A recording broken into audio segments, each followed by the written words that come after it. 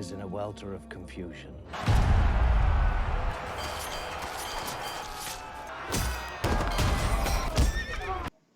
So right off the bat, this trailer gets an A as far as drawing my interest.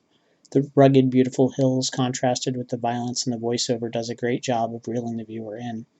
If you haven't watched the trailer for Rise of Merlin, I highly recommend it. If you haven't read Stephen Lawhead's Pendragon cycle books, well, I highly recommend it. I first read the books about 20 years ago, and I recently discovered that one of my favorite publishers has picked up the series. And not only that, but we've got this awesome trailer for a streaming series. So what is the Pendragon cycle? It's Arthurian legend with a mix of the fall of Roman Britain, some Atlantean, yes, as in Atlantis, mythology sprinkled in, and the rise of Christianity even as the old faiths in Britain are fading out.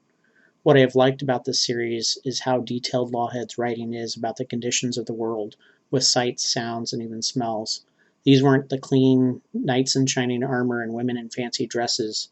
These feel like real, grounded people in the real world.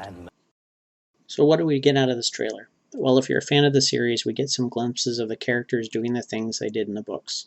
Glimpses of the Romans losing their hold in Britain and falling back, the warring tribes and petty kingdoms, and glimpses of what might be the Atlanteans.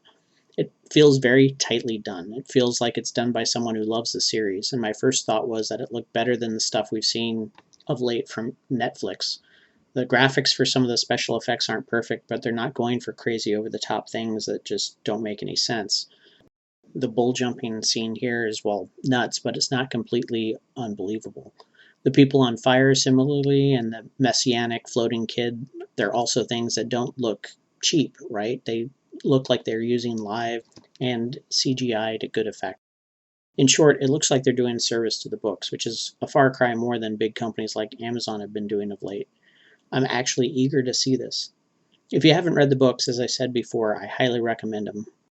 Lawhead did his research and he's got a great storytelling method.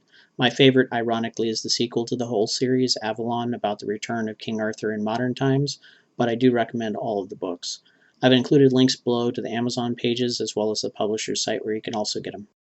I'm looking forward to this one. Thanks for watching. Be sure to watch the trailer.